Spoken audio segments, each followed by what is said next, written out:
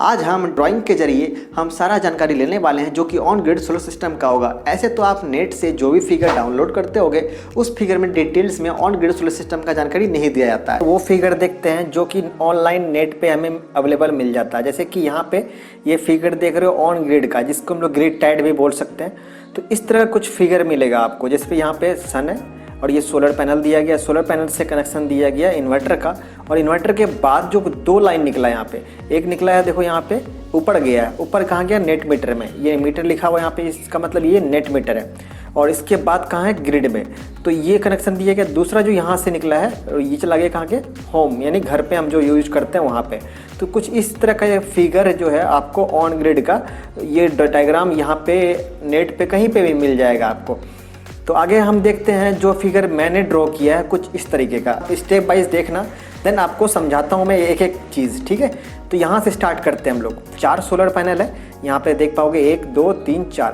तो चारों solar panel का कनेक्शन दिखाया गया है मेल कनेक्टर और फीमेल कनेक्टर के साथ। तो जैसे कि यहाँ पे मान लो कि कोई पैनल है और इस पैनल का यहाँ पे देखो ये कनेक्टर ये रहा और इसका ये रहा, तो ये आपस में जुड़ गया, इसका मतलब ये दोनों सीरीज़ में है, ठीक है। और यहाँ से फिर देखिए इसका जो बाहर निकला वो इससे जुड़ा, मतलब ये भी सीरीज़ में है। और यहाँ इसके बाद इसका चला गया इसमें, यानी ये भी सीरीज, मतलब चारों जो है आपस में सीरीज़ कनेक्शन किया गया चारों पैनल का। तो यहाँ से हमें ये पता चलता है। और अगला चीज़ हम देखते हैं, जैसे ब्लैक आप ये वायर देख रहे होगे, ये वाला जो हम लोग मैंने यहाँ पे थोड़ा मोटा कर दिया गया, तो ये इसका हमने अर्थिंग किया है। यहाँ पे मैंने अर्थिंग का सिंबल भी दे दिया है इस तरह से। तो यहाँ पे हर पैनल का देखो यहाँ पे अर्थिंग करने का ज़रूरत नहीं है, पर यहाँ पे मैंने दिखाया इसलिए क्योंकि हमने यहाँ स्ट्रक्चर नहीं दिखाया है। अगर आप स्ट्रक्चर लगाते हो तो क्या होता है, स्ट्रक्चर जो है सभी पैनल को आपस में कनेक्ट रखता है। स्ट्रक्चर तो मेटल का होगा, तो मेटल बॉडी क्या है, सारे पैनल को आपस में कनेक्ट करेगा। तो आपको क्या करना है, कहीं भी आप एक जगह पे अर्थिंग कर दोगे स्ट्रक्चर में या पैनल पे कहीं भी, और उसको ज़मीन में कहीं भी अर्थिंग कर दोगे, आपको वो करना होगा। जैसे कि यहाँ पे मैंने स्ट्रक्चर नहीं लगा रखा, इस वजह से हमने सभी पैनल का अर्थिंग इस तरह से दिखाया है, ठीक है। अब आगे चलते हैं। जो वायर 2 आया है, अब 2 वायर हो सकता है, 4 हो सकता है, 6 हो सकता है। जितना ज़्यादा पैनल होगा तो वायर का संख्या बढ़ेगा। अगर हम यहाँ पे सीरीज़ कर रहे हैं, हम पैरेलल करते तो क्या होता, वायर का संख्या यहाँ बढ़ता। इस वायर को क्या बोलते हैं, स्ट्रिंग वायर। जो वायर हम जंक्शन बॉक्स में कनेक्ट करते हैं एजेवी में, उसको हम लोग स्ट्रिंग वायर बोलते हैं। तो यहाँ पे एजेवी है, मतलब एरे जंक्शन बॉक्स। अब एरे जंक्शन बॉक्स क्या होता है, ये जितने भी एरे होते हैं, एरे किसको बोलते हैं, ढेर सारे पैनल का जो एक स्ट्रक्चर होता है उसको एक एरे बोलते हैं। उसी तरह मान लो कि 2 एरे है, 3 एरे है, जितने भी एरे होंगे सबका जो स्ट्रिंग वायर आएगा, स्ट्रिंग वायर जहाँ पे जुड़ेगा जिस बॉक्स में, उसे बॉक्स को बोलते हैं हम लोग एरे जंक्शन बॉक्स। अब इसे हम लोग एजेवी भी बोल सकते हैं। अब यहाँ से कनेक्शन होने के बाद इसी में अक्सर जो एरे जंक्शन बॉक्स होता है तो वो क्या होता है, इन्वर्टर के साथ कनेक्शन किया होता है। आजकल ऐसे आने लगे, अगर आपने अलग से लगाया है, ठीक है। ये भी ध्यान में रखना है कि एजेवी का भी आपको अर्थिंग करना है। एक अर्थिंग कहाँ कर रहे थे आप, पैनल का, पैनल विथ स्ट्रक्चर का। यहाँ तो स्ट्रक्चर नहीं दिखा रखा हूँ मैं, मतलब ड्राइंग करने में थोड़ा दिक्कत होता है इसलिए हमने यहाँ नहीं दिखाया। दूसरा अर्थिंग जो है वो किसका होगा, एजेवी का। अब आगे जो यहाँ से वायर निकलेगा वो वायर कहाँ चला जाएगा, डीसी-डीवी में। मैंने सबका शॉर्ट फॉर्म लिखा है, मैं नाम बता दे रहा हूँ बोल के। डीसी-डीवी का फुल फॉर्म होता है डायरेक्ट करंट डिस्ट्रीब्यूशन बॉक्स।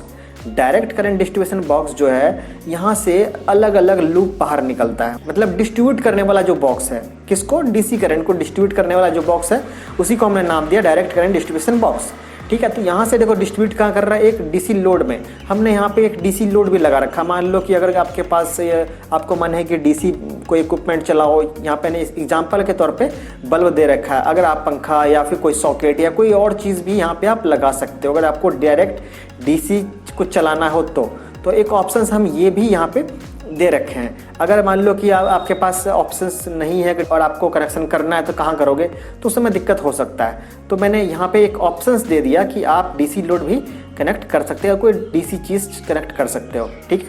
आगे देख लेते हैं। जैसे यहाँ से जो वायर निकला है वो वायर एक चला गया कहाँ, इन्वर्टर में। यहाँ पे देखो एक चला गया डीसी लोड में, दूसरा चला गया कहाँ, इन्वर्टर में। अब इन्वर्टर के बाद जो भी चीज़ होगा, वायर निकलेगा, वो एसी करंट बन जाएगा, क्योंकि आपको पता है कि इन्वर्टर क्या बनाता है, डीसी करंट को एसी करंट। तो यहाँ से पहले डीसी करंट था ये सारा, अब इसके बाद क्या होगा, सारा एसी करंट होगा।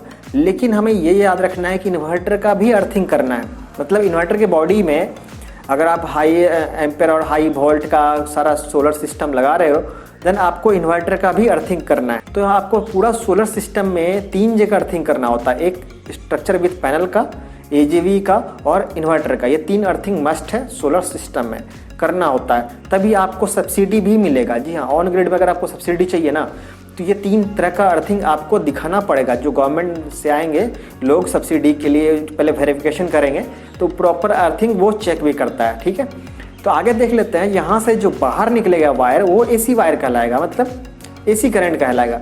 अब यहाँ पे 2 वायर निकल रहा है, एक तो देखो यहाँ वो ऊपर गया, दूसरा देखो यहाँ पे इधर गया। पहले हम ऊपर वाला देख लेते हैं। ऊपर वाला जो है यहाँ चला गया कहाँ, नेट मीटर में। ये नेट मीटर हमने यहाँ पे एक सिंबल बना रखा है। नेट मीटर क्या काम करता है, बाई डायरेक्शनल मीटर एक तरह का। बाई डायरेक्शनल का मतलब होता है करंट इससे जा भी सकता है और करंट आ भी सकता है, मतलब दोनों तरह का वैल्यू को वो रीड करता है। जो हमारे नॉर्मल घरों में जो मीटर होता है वो ग्रॉस मीटर, वो मीटर क्या करता है, सिर्फ सिंगल डायरेक्शन में काम करता है। मतलब करंट जो आ रहा होता है ना आपके घरों में, सिर्फ उसी करंट को वो मेजर करता है, उसी का रीडिंग दिखाता है। तो ये चीज़ शो करता है नेट मीटर में, दोनों तरह के करंट को यहाँ पे बैलेंस करके जितना रेस्ट ऑफ करंट बच गया वो दिखाता है।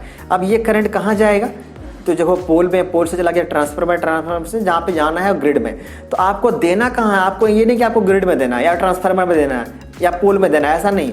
आपने जहाँ से घर में कनेक्शन लिया है ना, आपने घर में चलाने के लिए जो एसी वायर जहाँ से सप्लाई लिए हो, आपका मीटर में जैसे कि मान लो मीटर लगा होगा कहीं भी, ये तो नेट मीटर है, इसके बदले कोई और मीटर लगा होगा ना जिसको ग्रॉस मीटर बोलते हैं, तो वो मीटर लगा होगा। तो उसी मीटर को आपको हटा के, मतलब गवर्नमेंट जो आएगी ना, गवर्नमेंट डिपार्टमेंट से, वो इसको हटा के नेट मीटर लगा देगा। ठीक है, अब नेट मीटर जो लगाएगा आपको यहीं तक वायर पहुंचाना है, इसके बाद तो ऑलरेडी आपने पोल से लाइन लिया ही होगा, तो वो काम नहीं करना, सिर्फ आपको यहाँ इसको यहीं पे पहुंचा देना है, ये जो आउटपुट होगा। ठीक है, बाकी काम नेट मीटर देख लेगा। अब दूसरा लूप जो यहाँ से बाहर निकलता है वो कहाँ चला जाएगा, एसीडीबी में। एसीडीबी का फुल फॉर्म होता है अल्टरनेटिंग करंट डिस्ट्रीब्यूशन बॉक्स।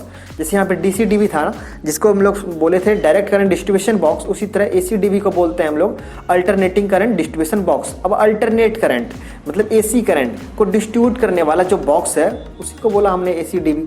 अब यहाँ से देखो कि हमने डिस्ट्रीब्यूट कर दिया एसी लोड में, एसी जो भी तरह का लोड हो, चाहे वो एलईडी हो, पंखा हो, टीवी हो, सॉकेट हो, कोई भी चीज़ जो एसी हम लोग यूज़ करते हैं घरों में, तो वहाँ पे हमने दे दिया। अब ये जो कनेक्शन पूरा कहलाया, पूरा जो सिस्टम कहलाया ऑन ग्रिड सोलर सिस्टम।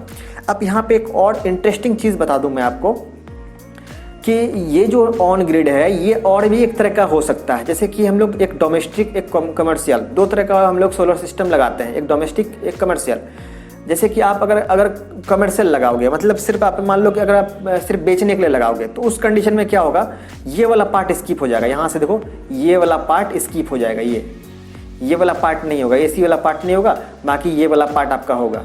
अगर आप डोमेस्टिक बेचने के लिए सिर्फ लगाओगे तो, क्योंकि आपका करंट सिर्फ यहाँ से डायरेक्ट आप जनरेट किए, इन्वर्टर क्या किया, उसको नेट मीटर लगाओ या फिर कोई भी मीटर लगाओ उसके, क्योंकि करंट तो लेना नहीं है, सिर्फ आपको देना है, तो यहाँ से आपको गवर्नमेंट को फिट कर दिया, तो यहाँ पे आपका बेचने वाला हो गया। अगर आप मान लो कि कमर्शियल पर्पस से लगा रहे हो घर में, अगर मान लो आपने क्या किया है, घर में आपको लगाना है, ठीक है, एग्जाम्पल के तौर पे, उस कंडीशन में क्या है, तो यहाँ पे आपको दोनों लगाना होगा, मतलब ये वाला पार्ट रहेगा और ये वाला पार्ट रहेगा। क्योंकि हम जो है दिन में, मान लो कि बहुतों का क्वेश्चन ये भी हो सकता है कि यहाँ पे बैटरी तो लगा नहीं है, तो क्या हमें बैटरी जो दिन में इलेक्ट्रिसिटी कैसे मिलेगा, मान लो अगर बादल आ गया यहाँ पे सोलर पैनल पे, उस कंडीशन में इलेक्ट्रिसिटी कैसे मिलेगा। तो उस कंडीशन में जो है ये इन्वर्टर जो है क्या करेगा, आपका मेन से इलेक्ट्रिसिटी लेके धन आपको घर पे लोड पे देगा।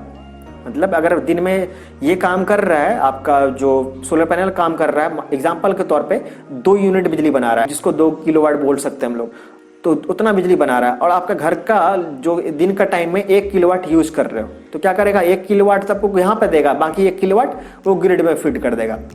और एग्जाम्पल के तौर पे बता रहा हूँ मैं कि 1 किलोवाट यूज़ कर रहे हो, ठीक है, लेकिन ये 1 किलोवाट भी जनरेट नहीं कर रहा है, कुछ भी नहीं कर रहा है, पूरा बादल आ गया, पूरा बारिश हो रहा, बहुत तेज़, पूरा अंधेरा हो गया, दिन के टाइम बता रहा हूँ मैं। तो उस कंडीशन में क्या है, तो ये 1 किलोवाट यहाँ से लेके आपको देगा, क्योंकि आपको तो 1 किलोवाट चाहिए, तो इन्वर्टर क्या करेगा, नेट मीटर के जरिए आपको ग्रिड से लेके देन सप्लाई कर आपको देगा।